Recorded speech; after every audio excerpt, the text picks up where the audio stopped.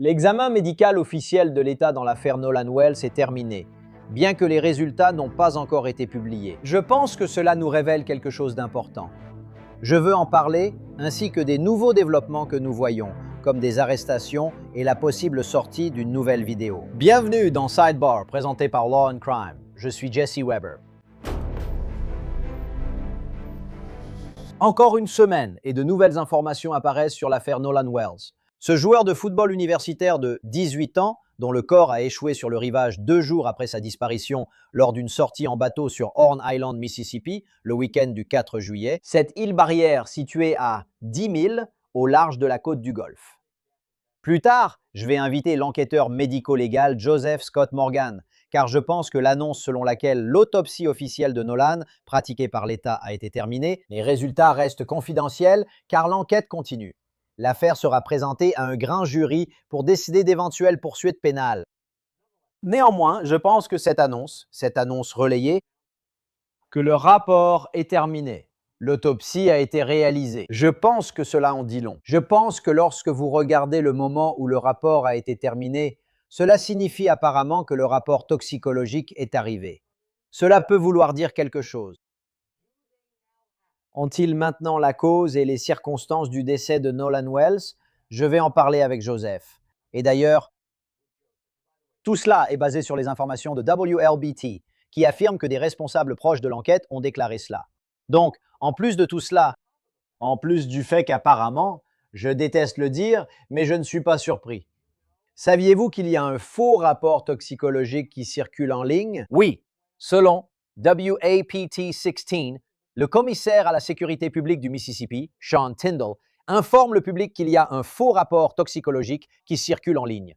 Il a publié cela sur les réseaux sociaux.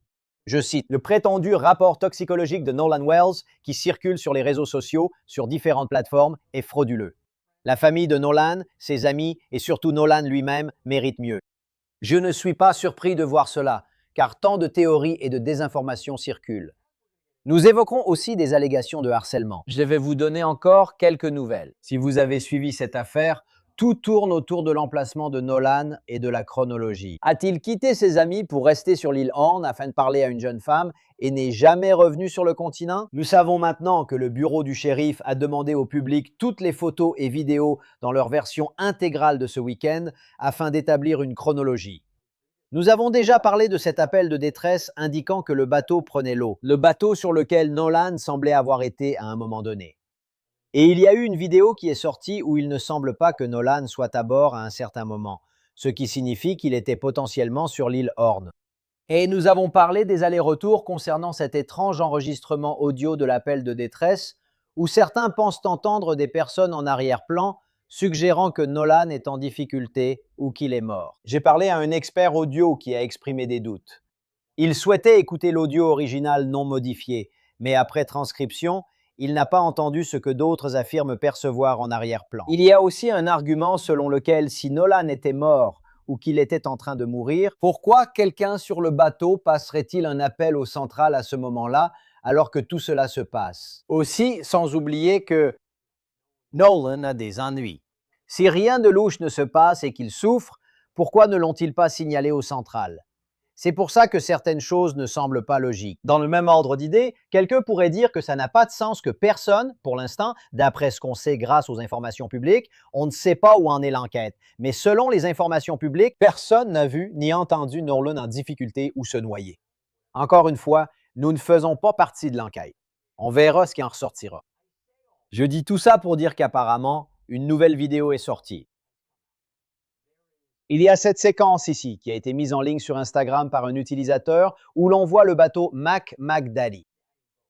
Et cela semble correspondre aux images précédemment obtenues et diffusées. Maintenant, il est à noter que la personne qui aurait pris cette vidéo dit l'avoir capturée à 11h17. TMZ affirme que les métadonnées indiquent que cela a été enregistré à 14h23. Rappelez-vous, la version actuelle est que les personnes avec Nolan l'ont vu pour la dernière fois à 15h. Et la vidéo, encore une fois, semble correspondre à l'ancienne vidéo d'un homme noir portant ce short bleu. Ce sont apparemment les mêmes que Nolan semble porter sur une photo de lui qui a circulé ce jour-là. Donc, ce nouveau clip semble être de meilleure qualité. TMZ affirme que les adultes visibles à l'image sont différents de ceux de l'ancien clip. Donc, est-ce actuellement la dernière image connue de Nolan Wells avant que son corps ne soit rejeté sur cette île? Je dois aussi évoquer une autre mise à jour concernant des menaces. Donc apparemment, au moins 2 personnes ont maintenant été arrêtées et inculpées pour avoir prétendument proféré des menaces en lien avec l'affaire de Nolan Wells. Le Cincinnati Enquirer rapporte que Michelle Francine Edwards aurait passé 30 appels à 2 bureaux du gouvernement de l'État concernant des bombes, les bureaux enquêtant sur la mort de Nolan.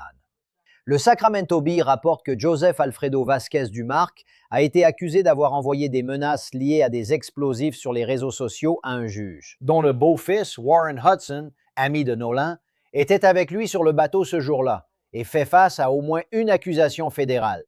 Et ces messages présumés sont assez glaçants. Je cite, « Un colis arrivera dans le bureau de votre gars dans les prochains jours. Ça va vous souffler quand vous le verrez. Lol, il vaudrait mieux que les garçons soient là pour voir aussi. Du sang. Tellement de sang partout, difficile à nettoyer, surtout sur un bateau. Mais pour toi, ce sera rapide, je te le promets. J'ai toutes tes infos. Même le FBI ne pourra pas arrêter ça. » Et cela survient juste après que la famille de Nolan a indiqué qu'elle aussi avait été harcelée, qu'elle aussi avait reçu des menaces. Même si ce ne sont que des allégations et que mobile et circonstances restent inconnus, ce que cela met en évidence, c'est non seulement l'attention portée à cette affaire, mais aussi à quel point les gens sont émotionnellement investis dans cette affaire, d'un côté comme de l'autre.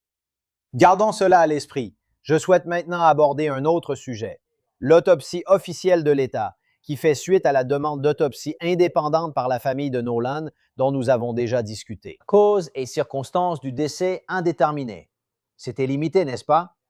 C'était limité dans le sens où il a été rapporté ce qu'ils avaient du corps de Nolan, que la gorge de Nolan n'était pas présente. On pensait que le médecin légiste de l'État gardait ces parties de la gorge et du cou pour des analyses complémentaires. Mais on apprend que l'autopsie officielle est finie. Que cela signifie-t-il? Que doit-on en conclure? Je souhaite faire intervenir l'enquêteur médico-légal Joseph Scott Morgan de Jacksonville State University, animateur du podcast Body Bags. Joseph, merci d'être là malgré ton emploi du temps chargé. Parlons-moi d'abord de ça. Évidemment, nous n'avons pas le contenu de ce rapport, dont nous allons devoir spéculer, mais je pense que cela nous indique quelque chose. Je trouve le moment intéressant. Je trouve intéressant que, si ce reportage est exact, il l'est terminé.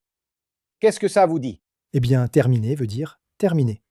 On peut littéralement, on peut vraiment utiliser ce mot, parce qu'ils ne vont pas dire ça, Jessie, à moins qu'ils aient la toxico. Et ils ont l'histo, c'est-à-dire le rapport microscopique. Ils ont tout ça. Donc tu sais, si tu penses à un rapport d'autopsie, en termes très généraux ici, il y a essentiellement 4 éléments. Tu as l'examen macroscopique physique qu'on fait dans le laboratoire d'autopsie, n'est-ce pas? Là où on regarde tout. On examine les organes et tout ça. Ensuite, tu as les analyses chimiques, c'est-à-dire la toxicologie. Ça va être un rapport couvrant un large éventail de substances. On appelle ça un panel standard. Donc tu nommes la drogue, dans la limite du raisonnable. D'accord, je ne parle pas de quelque chose d'exotique, mais dans la limite du raisonnable, les drogues illicites. Médicaments sur ordonnance. On teste même l'aspirine, tu verras les salicylates. L'alcoolémie est évidemment un élément clé ici, non? C'est quelque chose à considérer. Et en plus de ça, la troisième partie sera le rapport histologique, où tu prélèves réellement les échantillons, comme les poumons. Sur cette chaîne, nous parlons de crime, d'enquête et de justice. Pourtant, une menace reste rarement à la une des journaux. Les informations personnelles qui sont collectées et vendues à votre sujet en ligne. Si je vous disais que votre adresse, votre email, votre numéro de téléphone et même des informations sur votre famille sont achetées et vendues en ligne sans que vous le sachiez. Chaque jour, des courtiers en données et des sites web publics collectent, publient et vendent des informations personnelles. Cela peut entraîner du spam, des arnaques, le vol d'identité et peuvent compromettre votre vie privée. C'est pourquoi j'aime Incogni. Saisissez votre email et Incogni détecte automatiquement où vos données sont exposées, puis envoie des demandes de suppression pour vous. Le tableau de bord de l'application vous fournit des rapports détaillés indiquant exactement où vos données ont été supprimées et, avec l'abonnement illimité, vous pouvez aller encore plus loin. Collez simplement le lien d'un site exposant vos informations personnelles. Et les experts d'Incogni en protection de la vie privée s'occuperont du reste. La mise en route ne prend que quelques minutes. Et après une autorisation ponctuelle, Incogni fait le plus gros du travail pour vous. Reprenez dès aujourd'hui le contrôle de votre vie privée. Utilisez mon code spécial pour bénéficier 60% de réduction sur tout abonnement annuel Incogni, avec en plus une garantie de remboursement de 30 jours. Scannez le code QR ou cliquez sur le lien ci-dessous pour commencer à supprimer vos informations personnelles d'Internet. Ils ne peuvent pas vous nuire s'ils ne vous trompent. D'accord, ils prélèvent les poumons et autres tissus, puis les mettent sur des lames pour microscope. Le médecin va établir un rapport à ce sujet. Voilà, voici la conclusion de tout ça. Tu vas aussi avoir le certificat de décès. Et il y aura, à mon avis, au moins, il y aura le mode de décès, l'une des 5. Tout le monde se demande un peu ce que ça va être.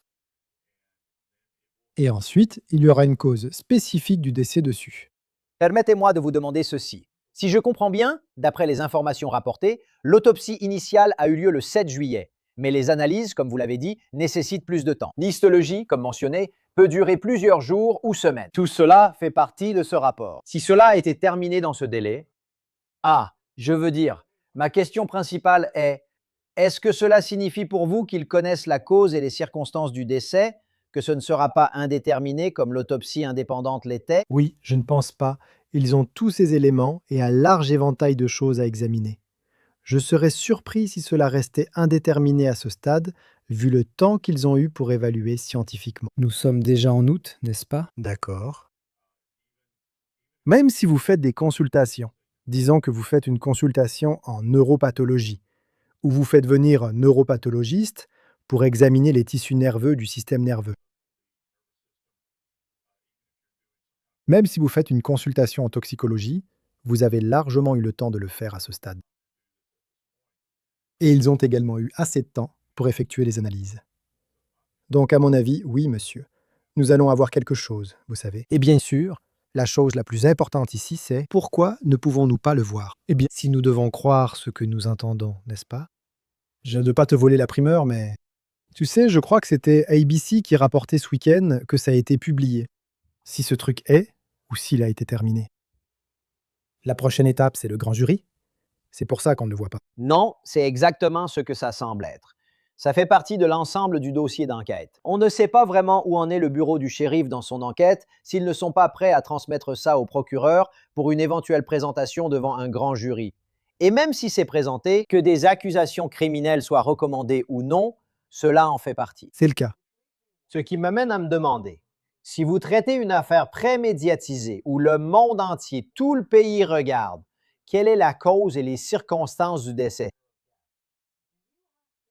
Devez-vous rédiger le rapport d'une certaine manière en supposant, dans un cas comme dans l'autre, qu'il y a, disons que c'est une noyade accidentelle, ou disons qu'il pense qu'il y a une forme d'intervention criminelle? Comment rédigez-vous le rapport dans une situation où il y a autant de rumeurs, autant de spéculations, autant de désinformation, autant de théories? Cela influence-t-il la rédaction du rapport? Mon Dieu, j'espère que non. Parce que tu dois tenir bon. Tu dois t'en tenir à ta formation ici. Tu n'essaies pas de te faire aimer par le tribunal de l'opinion publique. C'est la pire chose que tu puisses faire. Pas seulement pour cette affaire, mais pour n'importe quelle affaire que tu pourrais avoir à traiter à l'avenir, n'est-ce pas? Tu ne veux pas t'écarter de la norme établie. Maintenant, à toi de jouer, je te dirais que tu ferais mieux de t'assurer d'être vraiment, vraiment minutieux. C'est pour ça que, si c'était moi, et que c'était mon monde, tu sais, dans lequel je vivrais, je te recommanderais de faire examiner ce rapport par autant de personnes que possible, à condition qu'elles préservent la confidentialité des informations dans le cercle restreint de l'enquête, au sein de la communauté de la pathologie médico-légale. Donc si tu as des médecins légistes en chef adjoints présents, venez tous ici. Voici le rapport. Voici mes constatations. Qu'en pensez-vous? Docteur A, docteur B, docteur C, docteur D. Et tu prends tous ces cerveaux et tu les mets ensemble, et tu arrives à une conclusion parce qu'au final, c'est comme ça que ça va fonctionner. Il y aura le véritable prosecteur qui signera le rapport. C'est la personne qui a réellement fait l'autopsie. Ensuite, tu auras le médecin légiste en chef qui devra valider le rapport.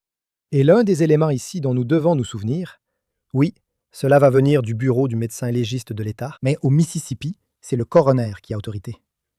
Devine qui est responsable? C'est le coroner du comté. Et donc, il est impliqué dans cette conversation. Vous savez, et vous savez, le coroner lui-même devra valider cela. Et c'est un élu là-bas dans cette région. Je crois que c'est, corrigez-moi si je me trompe, je crois que c'est le comté de Jackson. C'est le coroner du comté de Jackson, Bruce Lynn. Oui, donc il est impliqué dans ce processus. Ce n'est pas seulement le médecin légiste de l'État. Donc le coroner élu il va aussi être impliqué dans cela, comme il se doit, n'est-ce pas? Et à vrai dire, c'est lui qui, d'un point de vue médico-légal, a été le premier à se pencher sur l'affaire et sur le corps de ce jeune homme. Donc, quand ils l'ont ramené du large, le coroner ou un adjoint était présent, puis le corps est transporté à l'Institut médico-légal de l'État. C'est leur avis va aussi être crucial ici, Jesse. Donc, Bruce Lynn avait dit à CNN qu'il n'y avait aucun signe de blessure physique, n'est-ce pas? C'était préliminaire. L'autopsie indépendante n'a apparemment trouvé aucune lacération, aucune trace ou lésion des tissus profonds. Tu sais, aucune incision ni rien de ce genre. À part le fait qu'ils ont parlé de cette coloration rouge sur la tête. Analyser les points à modifier. Identifier des indices d'une intervention criminelle. Déterminer les éléments à surveiller. Examiner ce qui peut évoluer avec le temps. Eh bien, il y a des choses que le coroner n'aurait pas pu visualiser à ce moment-là. En examinant simplement le corps de l'extérieur. Nous ne savons pas ce que le pathologiste a vu lorsque Nolan a été placé sur la table. D'accord, au bureau du médecin légiste de l'État. Nous parlons donc de l'intérieur, car certaines choses y sont visibles sans apparaître à l'extérieur. Et mon ami, il y a un autre aspect à cela qui m'intrigue vraiment beaucoup. Et c'est le niveau de décomposition. Parce que le deuxième médecin légiste a fait référence à cela à plusieurs reprises dans son rapport. Parce que cela l'a, en fait, je ne vais pas dire troublé, mais cela a rendu les choses plus complexes. Ce médecin, encore une fois, je dois le dire, il est très respecté. Ce gars-là est un ancien médecin légiste en chef. Dr. D'accord. Mitchell? Oui, Dr. Mitchell, très estimé, très respecté. Il a fait une dissection en plusieurs couches sur cette zone ici, comme il l'a fait. Si je me souviens bien, cela n'avait pas été disséqué de la façon dont il l'a fait. Et il y a eu d'autres dissections qui ont également été réalisées, sur lesquelles je ne vais pas m'étendre par souci de décence, mais disons simplement que c'était un examen extrêmement approfondi. En fait, cela relève en fait de la même catégorie, d'un point de vue médico-légal, que ce que nous faisons avec les restes de toute personne décédée en détention, ou, vous savez, qui se trouve sous la garde d'un service de police ou en prison. Ces autopsies sont vraiment très poussées. Elles prennent des heures à réaliser. Et donc, il est allé jusque-là dans cette affaire. Donc, cet homme a examiné tous les aspects jusqu'à présent. Et le point le plus important ici, c'est quand il parle du niveau de décomposition. De mon point de vue, de ma perspective, Jesse, je veux comprendre combien de temps s'est écoulé. Pas seulement sur l'île, tu sais, là où les restes de Nolan ont été retrouvés, mais aussi s'il s'est passé quelque chose lors du transport de ces restes du Mississippi jusqu'à Washington, D.C., dans la région où le deuxième examen a été effectué. Je veux juste savoir si les restes étaient dégradés à ce point. Combien de temps cela a-t-il pris? Et bien sûr, tout type de changement comme celui-là va forcément avoir un impact sur le résultat final. Le saurions-nous, à part si Nolan avait été battu ou empoisonné? Le saurions-nous si, disons, c'était une noyade? Comment savoir si c'est un accident ou s'il a été poussé dans l'eau? C'est l'une des choses les plus Ou importantes. si vous tenez la tête de quelqu'un sous l'eau alors qu'il est ivre, je spécule. Mais dans quelle mesure les résultats sont-ils définitifs, quelle que soit leur nature? Dans quelle mesure cela nous dira-t-il vraiment ce qui lui est arrivé? D'accord, donc je suis content que vous en parliez parce que, vous savez, quand quelqu'un est en état d'ébriété, cela compromet d'abord sa capacité à se défendre, n'est-ce pas? Oui, Et cela compromet aussi. je ne connais pas la tolérance à la supposant, oui, toxicité. c'est la grande supposition. On ne sait pas ce que dit la toxicologie à ce stade, d'accord? Ou s'il y a une autre substance dans son organisme, c'est une question qui persiste. En tant qu'enquêteur médico-légal, je veux comprendre les causes du décès. Vérifier s'il y avait d'autres substances, pas seulement le taux d'alcool dans le sang. Je veux comprendre cela. Est-ce que quelque chose a compromis sa capacité à prendre des décisions ou à se défendre. Et pour revenir à, et c'est un point important, vous savez, pour revenir à cette idée de si, disons que l'eau a été utilisée avec une intention malveillante spécifique pour provoquer la mort de quelqu'un. J'ai tenté d'être aussi prudent que possible dans ma formulation dans cette déclaration, que vous savez, l'eau est en fait utilisée comme une arme. D'accord, on va dire ça. Pour essayer de trouver quoi que ce soit d'extérieur sur le corps, c'est un vrai combat, mec. C'est difficile à faire. Donc, beaucoup de ces informations qui arriveraient au médecin légiste, ça devra venir de la police. Vous savez, qu'ont-ils trouvé en interrogeant les personnes? Vous savez qu'ont dit ces personnes? Relevez les incohérences dans les déclarations. Pour revenir à votre point précédent, vous ne savez pas, vous savez, où en est le bureau du shérif à ce stade dans ses conclusions? Vous savez?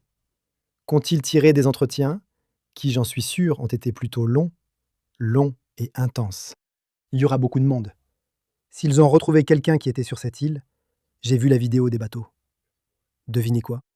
S'ils ont une immatriculation qu'ils peuvent voir sur ces bateaux et qu'ils sont enregistrés dans l'État du Mississippi ou de l'Alabama, ou peu importe où ils sont, ils contactent aussi ces personnes-là. Je vous parie n'importe quoi que c'est le cas. Donc, il y a quelques points ici. Ce rapport du médecin légiste inclurait des éléments de l'enquête du shérif pour déterminer ce qui s'est passé. Nous ne devrions pas être surpris de voir cela, avec des entretiens et autres. Oui, et ce sera le cas. Il y aura probablement une référence à cela. Je ne sais pas dans quelle mesure. Donc, vous allez avoir le rapport du médecin légiste, et puis, croyez-le ou non, vous allez avoir un rapport du coroner. Et ces deux choses sont liées ensemble. D'accord. Et vous verrez même l'entête en haut qui va. L'entête du coroner du comté, vous savez, le papier en tête et tout. Et ils auront rédigé un rapport sur ce qu'ils ont vu. Ils parleront aussi des interactions qu'ils ont eues avec la police. Maintenant, à quel point cela va loin par rapport aux axes d'interrogatoire concernant, vous savez, toutes les personnes périphériques ou potentiellement périphériques impliquées dans cette affaire. Je ne peux pas me prononcer là-dessus. Et je ne sais pas dans quelle mesure le coroner inclurait cela. Je vais vous dire, je serais choqué si des représentants du bureau du shérif n'étaient pas également présents à cette autopsie. Ils auraient envoyé du personnel sur place. S'ils ne l'ont pas fait, honte à eux, parce que il faut être présent pour avoir cette conversation. Et je parle d'être physiquement sur place.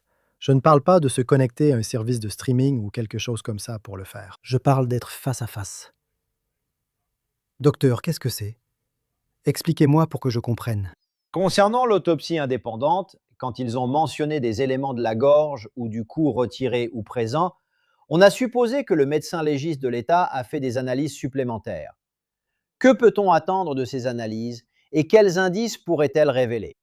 D'accord, je vais vous dire ce qu'ils ont sans doute gardé. Je ne suis pas sûr, mais normalement, nous parlons de la langue jusqu'à l'endroit où la trachée, en fait, se divise vers les poumons. Donc, tout ce système structurel qui se trouve là, tout cela aura été conservé. Ils l'ont toujours en leur possession. En commençant par la langue, on va rechercher des traumatismes qu'on ne peut pas constater en ouvrant simplement la bouche lors de l'autopsie. Et vous allez chercher des morsures de la langue, tout type de contusion qui pourrait s'y trouver. L'une des choses qu'ils auraient faites lors de l'autopsie, vous savez, vous parliez de la noyade comme d'une possible utilisation de la noyade comme arme. L'une des choses que nous recherchons, si tout le monde prend le bout de sa langue et le place entre ses lèvres et sa gencive, c'est ce qu'on appelle le frein. Ce petit morceau de tissu peut se déchirer si quelqu'un vous tient la bouche comme ça, comme lors d'une suffocation. Cela aura été examiné minutieusement. Le tissu conjonctif du voile du palais descendant dans la gorge, nous allons examiner l'os hyoïde, n'est-ce pas?